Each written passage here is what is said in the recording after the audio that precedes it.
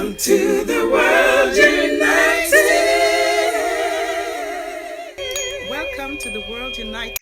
So, just so many beautiful, beautiful points. And I love the synchronicity of each of these groups. The four women ahead of time, were never planned anything, mostly going spontaneous from the heart, and really just together, we're very synchronous, and you're having the same thing happen here. So I love it.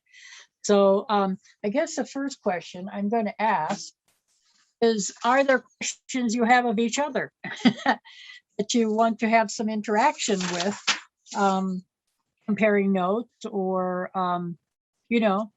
what would you like to ask of each other? And then we can kind of move the discussion from there. How's that? As I pick up my feeds. I have one, actually. I was wanting to ask Tash, when you talk about helping to break down the patriarchal defaults that women fall into, I'm so interested in that. And do you have like a hot tip or a way that we can start approaching that within our lives as women? Yeah, thank you. Thank you for the question. I have a question for you too, actually. Well, I go into a lot of detail on how to do that in my book, but it's really awareness. And I know that's something that's been spoken about throughout this thread of this session. I feel like I'm part of a women's circle, actually. It's really lovely. We're all kind of sharing on similar themes. But I guess the way I'm talking about it in the book is one way of becoming aware of how this sort of indoctrinated or programmed way of thinking in a hierarchical way can play out for us in really small ways and also really big ways in our personal lives and also collectively. But in terms of one way that we can start to break that down, I think it's really many of the things that you mentioned. Journaling, saying, well, why do I have this thought? Where does it come from? Why am I comparing myself against this particular person? But also many practical things like attending a women's circle. For me, that's the power of women gathering in groups makes us feel and come back to our heart, even when our minds want us to stay in it. When you hear someone like we are right now, when someone's sharing something, you're like, oh yeah, me too. I have that too. I'm not alone. I'm not the only person who's ever thought this before.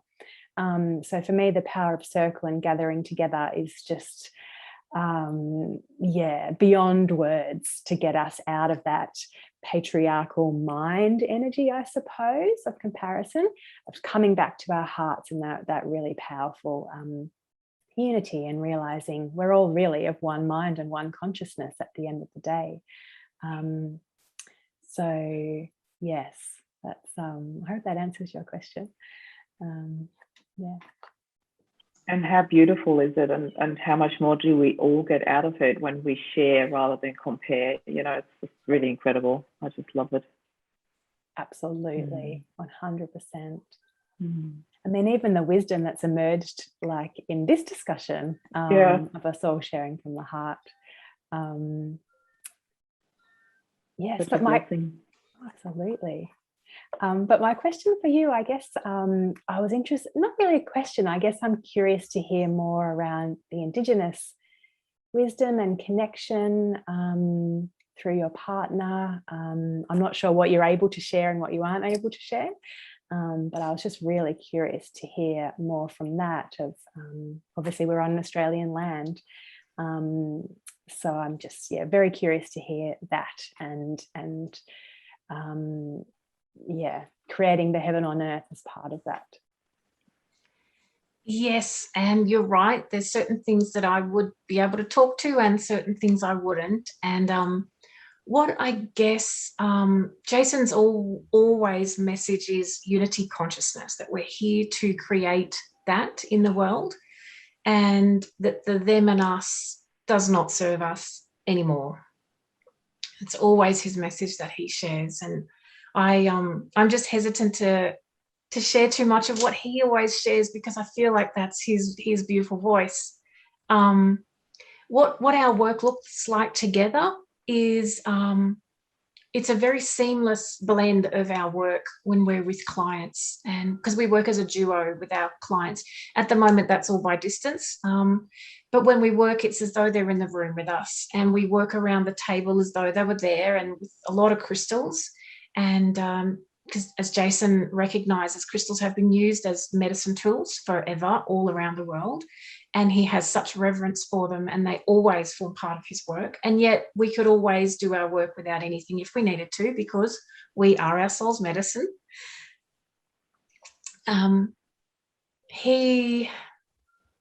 He brings a lot of wisdom from his experiences in life as well. That's been his training ground to bring so much compassion and big-heartedness for the vibration that he carries of having lived through a lot, to then bring to our clients in a way that automatically creates a resonance. And I think that's where the souls know that they're in a safe place, and that has a way of elevating something that someone's experiencing. It's just by the resonance or the vibration match there, that the souls understand that they're in a place where they can be safe to allow something to arise, to then move through and be liberated. Beautiful. I love that you say that recognition of the souls, you know, that instant trust that you feel, that instant I'm understood, I'm seen, and that's incredible. I see that a lot in my work as well. Yeah.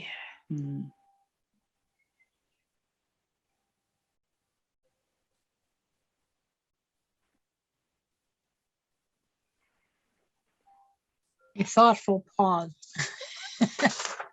You know, the story about the backpack reminded me of in working with recovering people, alcohol and drugs and that, and doing the inventory of past behaviors. I don't call them defects. I don't believe we were born defective. So, you know, I don't go there, but there's different ways of tracking, you know, what you want to get rid of, and even different visualization. So when you brought out the backpack and started bringing those things out, it was like, oh, okay, because there's packing them into the backpack and throwing it over the cliff, or packing him into a big foot locker and then tossing it into the river and watching it go down, you know. So all those things that don't really serve us well, you know, there's wonderful visual aids to be able to send them on and make the more positive choices, like you say, that we want to have. And really the whole idea about a choice.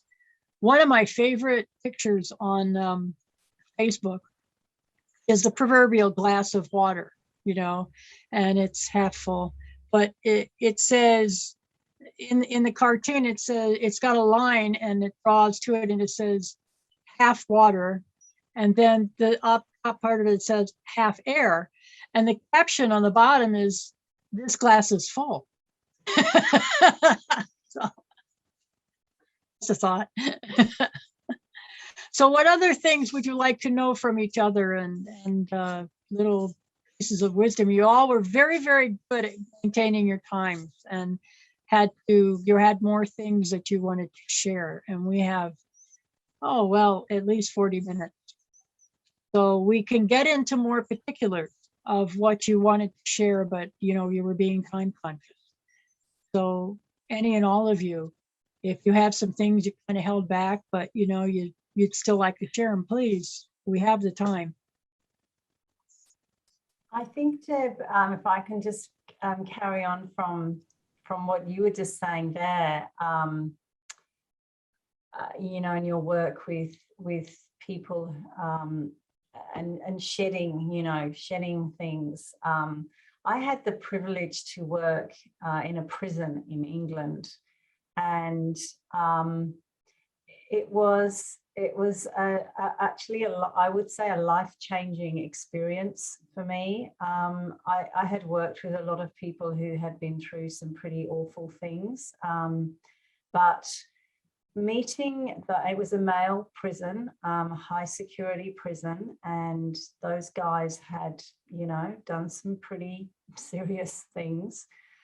And they had been on a meditation program for about a year before I went there, and I was invited to work with a guy who teaches the same meditation protocol that I teach.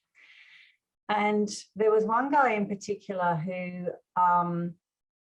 who explained to me that he had realized through meditation who he really was. So he had taken everything out of his backpack and examined it and worked through it and understood it and saw it just as his conditioning that he had grown up with in a very violent family, involved in, incredibly dangerous things. And he had been conditioned into that from a very young age.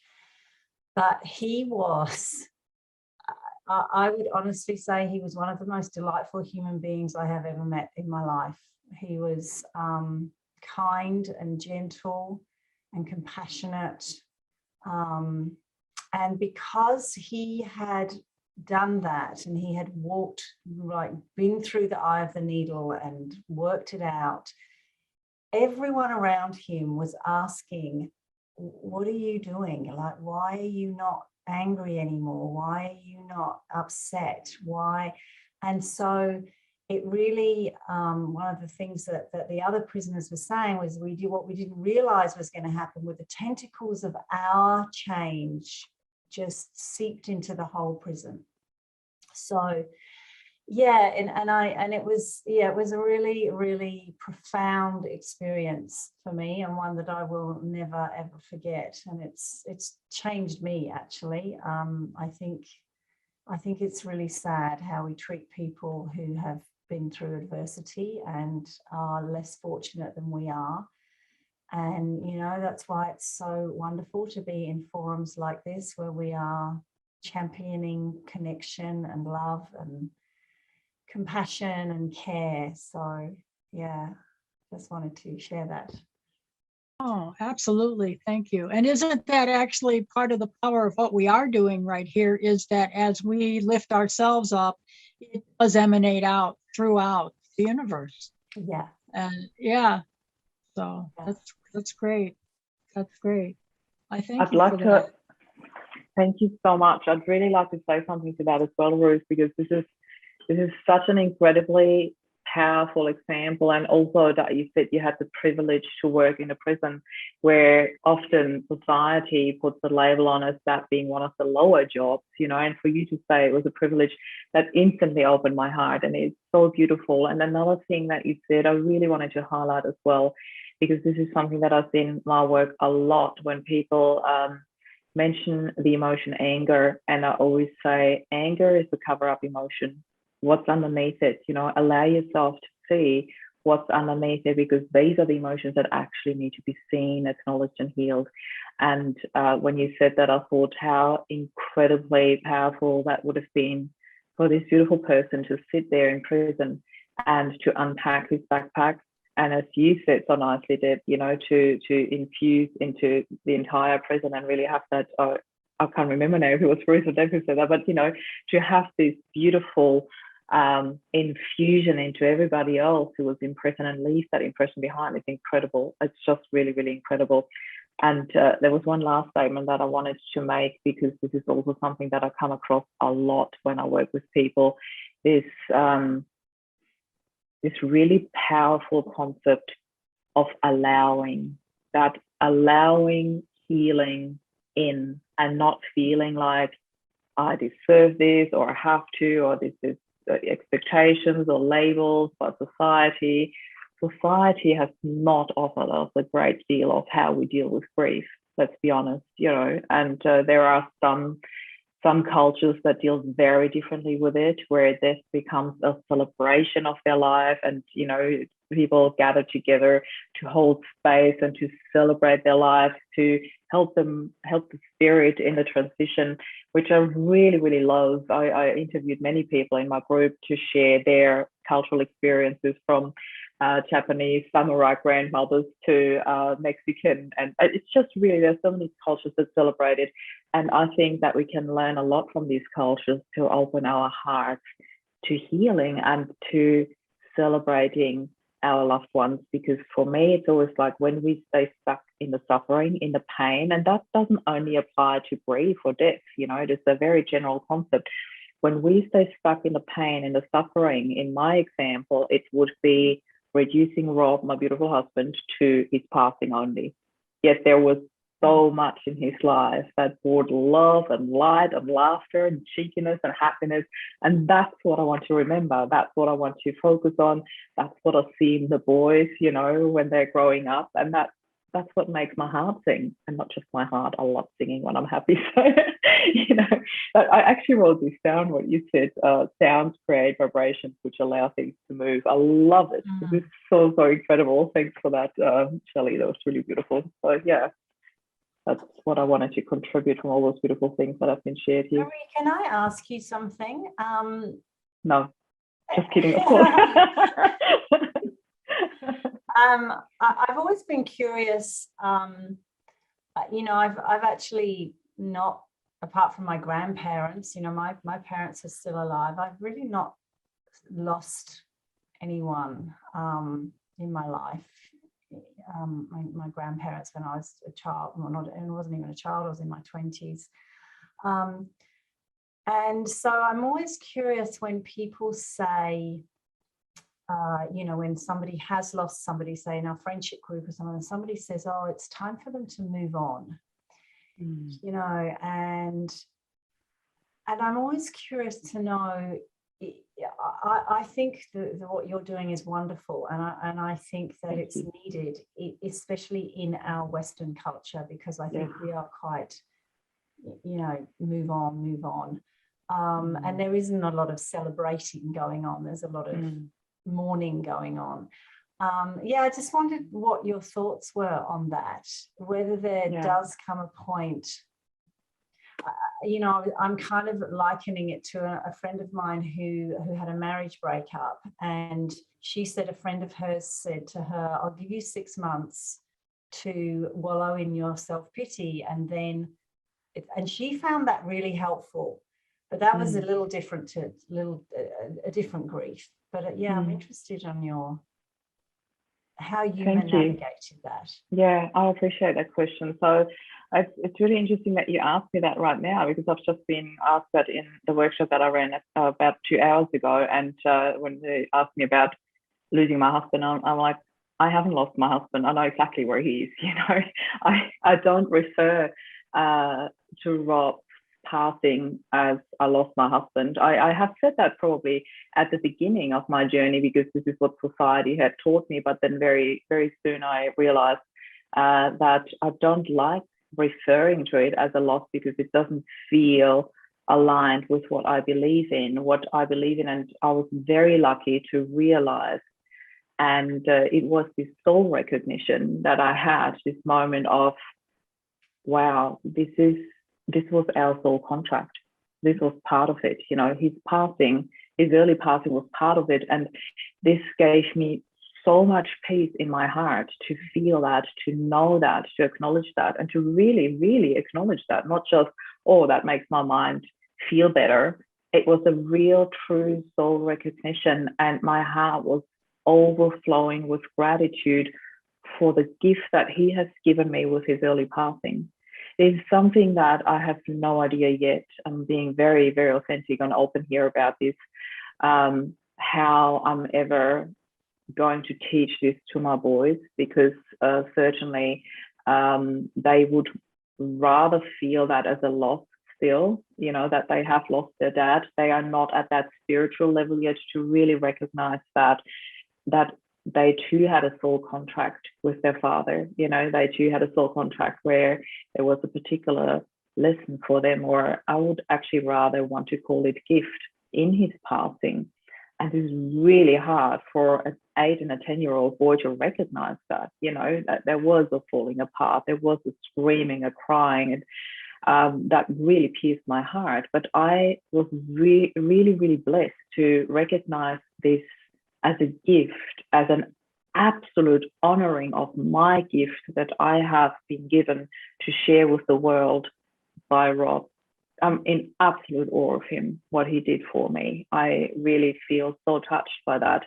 And that is why I can stand here 3.5 years after his passing and saying from the bottom of my heart, I'm so grateful to what he has done for me, and that he stepped out of the way for me to share a gift that is so much bigger than the 2 or even the 4 of us, and that is a gift that is so needed in the world. And I'll say that completely humbled by that I was the person chosen to share this gift. So it is a very, very different perspective to what I had and what I felt and what I understood when my dad passed. I was only 20 when my dad passed, and I did not have the spiritual wisdom to see and understand that as a soul contract back then. I really felt it as a loss. I really was lost. I didn't know how to process that at the age of 20. And looking back now, I feel, Flynn and Jed, my sons, were not even combined that age. They were 10 and 8. So for them to be able to understand that, it's not possible yet. But I want to keep this quite short, but I want to share this one last thing, because I understand, everybody else is here to share as well. But this was really one of the truest blessings that came out of all of that. And it was a very raw moment. And I actually asked Flynn, which is my older son, for permission to share this with the world, because I thought this would be such a gift for a lot of people to learn to understand this. It was approximately a year after Rob's passing. So he would have been 11 and a half. And I still remember that we were upstairs in my bedroom, all 3 of us together. And we had this conversation, what would happen if I was to pass, and we went through that. And I was so incredibly grateful that he asked me that, because I did want to talk to them about it, and I didn't know how to approach it without putting them into fear that something could now happen to me. But because it came from them, we had this conversation. And then Flynn looked at me and he said, Mum, I don't know how to say this to you. I don't want you to get this the wrong way, but our life has sort of gotten better since that passed. And I promise you, my heart sank. Like when he said that, I was like completely gobsmacked, because I didn't know where he was going with that. And then he straight away followed up with, it's not because he passed, it's because of what you made out of it. And I was in tears. I'm still emotional now just sharing this. But this coming from an 11 and a half year old boy, I knew that I was on the right path of guiding them to spiritual awakening that is beyond their years. I was so freaking proud of them. My mama bear heart just swelled, and I was just, wow, I was really blown away. And the wisdom that those 2 boys have, it's such a beautiful blessing. I feel very, very blessed to be their teacher and that they have chosen me. Thank you. Thank you. That's beautiful. Beautiful. Mm. I know there was something, Tosh, when you were talking about feminism and healing the patriarchy. And I thought about women in business still. How much do we still feel that we have to become men or abandon our femininity? Or are you seeing a trend out there towards something different, or in what kind of feedback? Because in some places it is, and in some places it isn't. I'm just curious. Yeah, thank you so much for the question. And I would just want to say thank you so much for sharing that, Marie. That was so touching. Thank you. Oh, incredibly moving. And yeah, what a gift you're giving your boys. It's very inspiring. Thank you for everything that you're doing. And yeah, thank you for the question. I guess it's hard to answer objectively because I left the professional world 5 years ago, and I'm very much in the women-y world, spirituality, women's circles, life coaching, that whole world now. So it's really hard to know what's objective truth and what's actually my reality, because I'm now associating with very different types of people than I was 5 years ago. But yes, I very much concur that, and I guess this is something I didn't mention in the talk, is that hierarchy between the masculine and the feminine energies, which a lot of people are also talking about now. But this is another way that hierarchical thinking has infiltrated our ways of being, our ways of thinking, both as women and as men, or gender non-binary people, all the genders, of valuing our masculine energy and our masculine side. And I certainly fell into that trap in my career. My job was in project management, so it was very masculine energy, organizing things, being very structured and liaising with the tradies to get solar panels on roofs, and very much in my masculine, and partly a decision of my own, and then partly, you know, the collective soup that we're living in of patriarchy of the millennia that shut down the feminine, and not valuing that within myself. So I certainly wholeheartedly believe that that's such important work that we can do as individuals to learn to value and strengthen our feminine side to become more into balance, which again we're doing in forums like this, where we're coming from the heart and uniting and connecting, but also in many different ways, tapping into that feminine side of ourselves through developing our intuition, compassion, love, care, the nurturing, all those yummy energies that we also feel in women's circles. Another reason why I love women's circles. But it's sort of hard to objectively know whether that's changing collectively. I feel it definitely is, just through people that I know are becoming so much more balanced within themselves, and also collectively in society, where we're really valuing feminine traits and feminine leaders. For example, Jacinda Ardern in New Zealand. I think she's extremely balanced. Such a good example. Michelle Obama. There's so many amazing female leaders we have now that are really tapping into their feminine superpowers as well as their masculine strengths, and very balanced. So I think we've got really good examples of how that is changing collectively, and will continue to do so as we all change within ourselves. And exactly what was said earlier, sorry, I'm losing track of who said what, but the sense of, you know, when you make that change within yourself, sorry, Ruth, in the prison of making that change, and just that power of how it ripples out in ways that are so powerful, and sometimes it's easy to forget. But yeah, thank you so much for sharing that story. That was so moving, and yeah, very inspiring to be reminded of the power of our personal work on others. Thank you. There's an old saying: if you think you're too small to make a difference, you've never been in mosquito netting with one mosquito.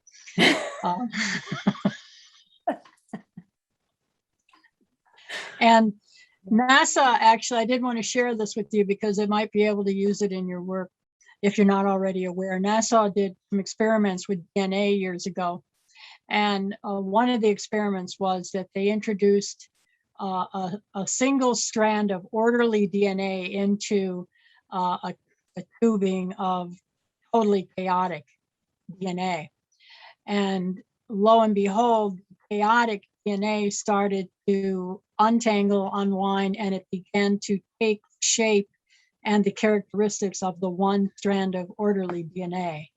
So, you know, did some other experiments which you can actually apply to the power of prayer and energy being communicated over a distance. But I mean, that certainly is the case where one person, and I know Heart Math Institute talks about this, one person can walk into a room and project from their heart, and you actually have about, I think, a 6 to 8 foot range of physical influence, and then you can just, you know, you can expand it out from there. So wow, I wanted to share that with you. Now imagine all 5 of us walking into a room and doing it together. Yeah, really, there you go.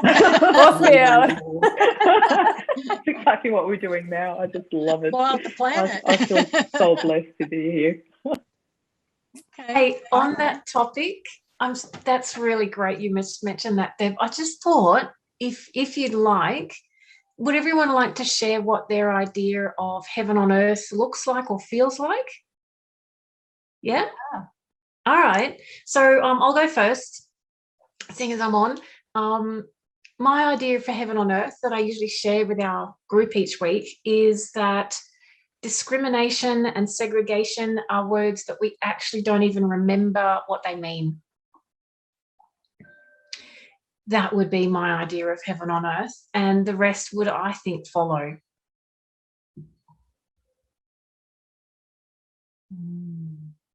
I would like to follow on that because mine is so similar and so aligned. Mine would be no judgment, as in really meeting everyone around us with curiosity rather than judging them, because this is just such an eye-opening, mind-opening, and heart-opening experience when we meet people with curiosity, you know, where they come from, why they are the way that they are, why they see their perspective. And I believe that would mean that we can learn so much from each other.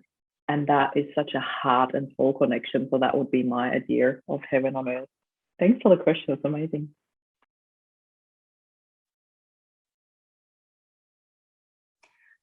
Gosh, there's so many things. Am I only allowed one?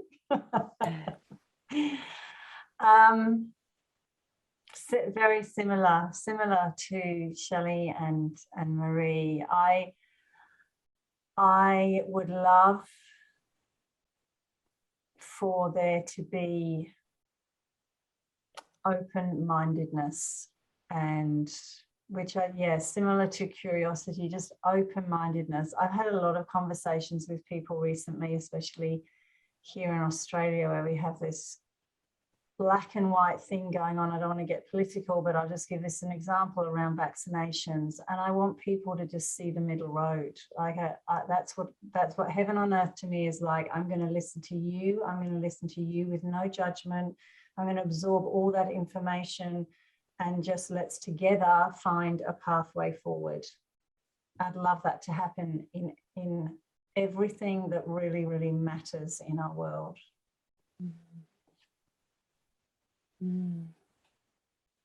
Gorgeous. I'd like to, what's the word? Take all of those visions as well as my heaven on earth. And I guess what's coming to mind to contribute to that is a sense of harmony with all beings. I donate to Animals Australia, and I'll give a little bit of a plug to Animals Australia. They're just such an incredible charity, helping us to value farm animals and animals that we raise for food. And they sent an email out this week that really moved me about, again, the hierarchy that humans see us above animals that we raise for food, and all of the cruelty that has resulted in for so many millions of animals. So for me, that inspires me of a vision for a world that whether we eat animals or not, but we're still treating them with respect and compassion, and seeing ourselves that we're all the same. No species is better than another. And then the behaviors that result from that. So yeah, living in harmony with each other, humans and non-humans.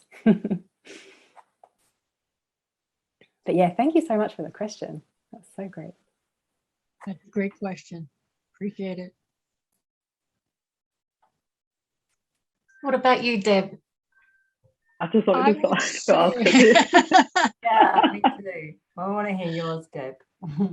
I would say all of the above, and summarize it as living with dignity and respect for all, which encompasses, you know, what you talked about, Ruth, of having, you know, being able to respect people's choices and how they view things, and then non-judgment. One doesn't have to be wrong in order for someone to be right. There's right choices for there's different right choices for different individuals, and to support and accept rather than condemn differences. That would be my idea. I think we're getting there, you know. Without being political, as you say, I think there are those who profit and gain from keeping us divided and seeing our differences more than our similarities, which is another reason that I love events like this, because it brings us together and it gives us an opportunity to connect with each other and reach beyond. I think people are waking up. Go ahead. I have something very cheeky that came up for me. This is the inner child in me. When you asked what is heaven on earth, the inner child in me was like, endless pistachio gelato without it affecting my health. And I needed to say it to bring it back, the human element of it. I love it. Yeah, I was also thinking just then as well, what I would also love would be to be on every school curriculum all over the world, meditation and mind management and understanding of self-awareness, so that people like me and you are out of a job.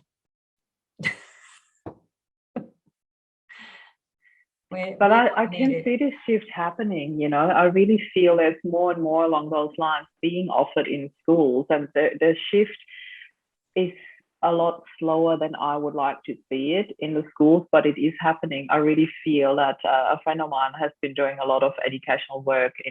He toured in high schools, played a few tunes to bond with the kids, and talked about you know, anti-bullying, meditation, opening up, and there is more and more happening. I have a few friends that have got have started processes and infusing that into the school system, and not just as guests that come in, but it is slowly but surely happening. And at my son's school, my son's about to finish, my younger son is about to finish primary school. They meditate at school on a regular basis, and I love it. I absolutely love that they do meditation in class. It is so beautiful. And yeah, as you said, there's definitely a lot more that needs to come into our schools, into the curriculum, but I can feel the shift happening. And I think all of us and millions of people beyond are all contributing to this. I really feel there is a global shift happening, a universal shift happening of these things. Having more and more awareness and being, definitely. Yeah, so I really love that.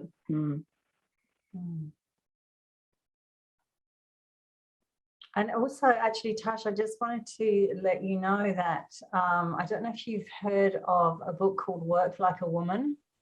No.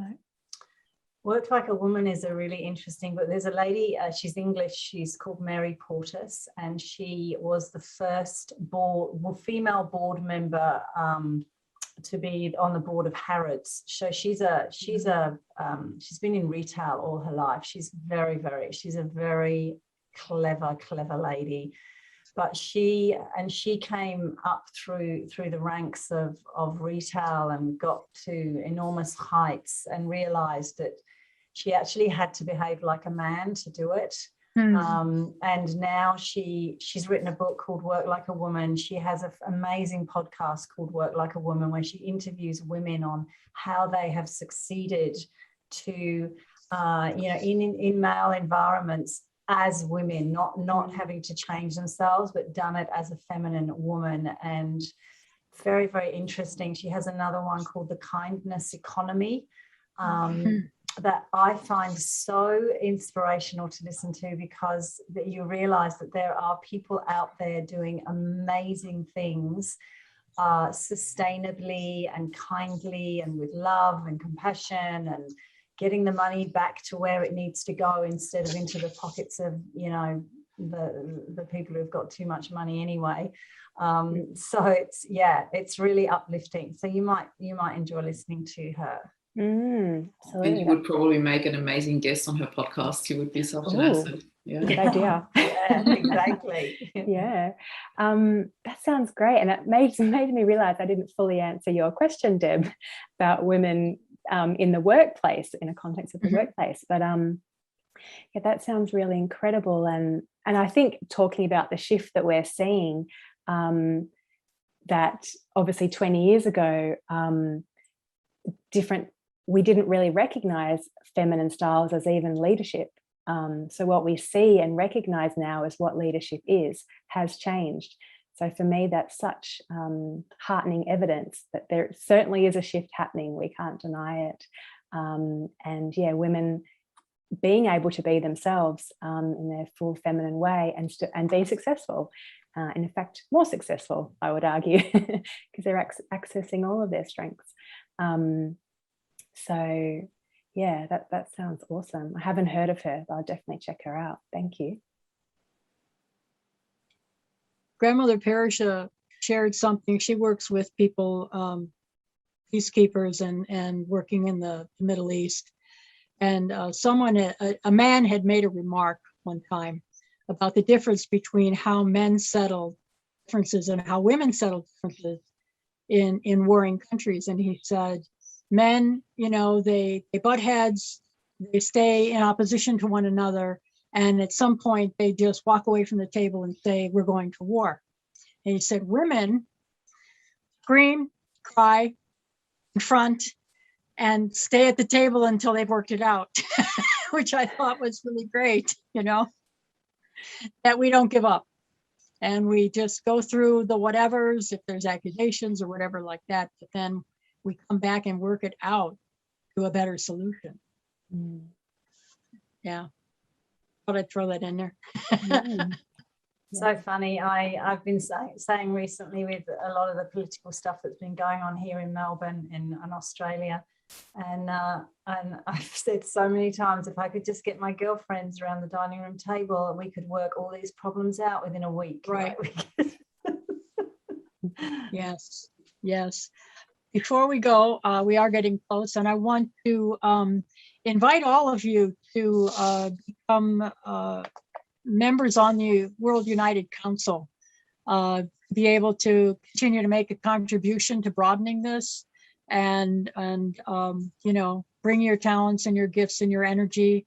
Please consider that. I think it's in the emails you've been sent on the website, but we'll make sure that you get information, because we would love to see you continue your energy. This has been an awesome 2 hours. Is there anything that, if you'd like to wrap up, each one of you with some kind of statement or a little summary? I just would love to say thank you for the opportunity. It's been lovely to meet you all and to hear your wise voices. It's been a really great way to spend a few hours. So thank you so much. I did actually put together, I'll put it in the chat here. It has got a sign up page where you need to put your details in, but I put together a little page of resources. So there's a few meditations in there, and there's a tapping sequence in there. So if you'd like to get that, that's a little gift for you. Thank you for having me.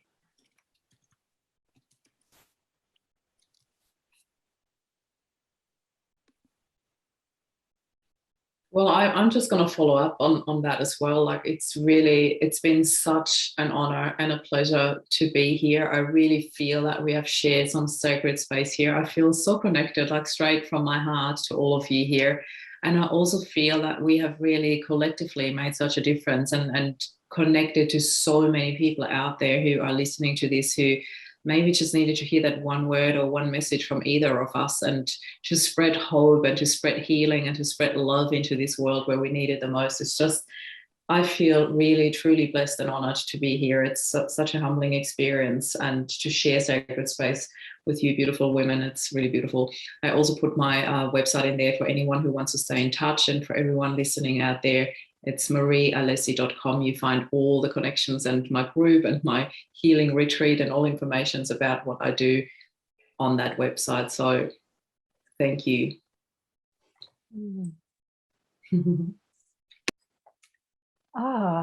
Thank you. Thank you both who've shared. Thank you, Matrini. Thank you, Deb, for amazing moderation. It was beautiful. And yeah, I feel really honoured and thankful for being here. And I just wanted to share a little oracle card that has been accompanying me during this talk. I'm not sure if you can see, but it's Keepers of the Earth, which just feels so appropriate for our discussion and this whole event. And the message is, you are not alone. Ancient ancestors stand beside you. So I think I'll just leave with that message, that yeah, we're not alone and we're supported, and they're cheering us on. Thank you. That's Excellent. beautiful. Thanks, Tash. My closing words would be, again, thank you, Deb, for being this beautiful pillar holding us so beautifully in this session. And it's been an honour to speak with you, Ruth, Marie and Tash. I am just so thrilled of the honouring for our First Nations people during this whole gathering. I can really feel just such respect and love, and how important that feels at the moment for, again, us cultivating unity consciousness on the planet, which is why we're all being drawn like moths to the flame this weekend. So thank you, everyone. Awesome. Thank you all. It's been my absolute privilege and honor to be able to moderate, and I hope that we stay in touch. Looking forward to more conferences. So thank you again. Have a great rest of the evening. Bye-bye. Thank you. Thanks, everyone. Bye-bye.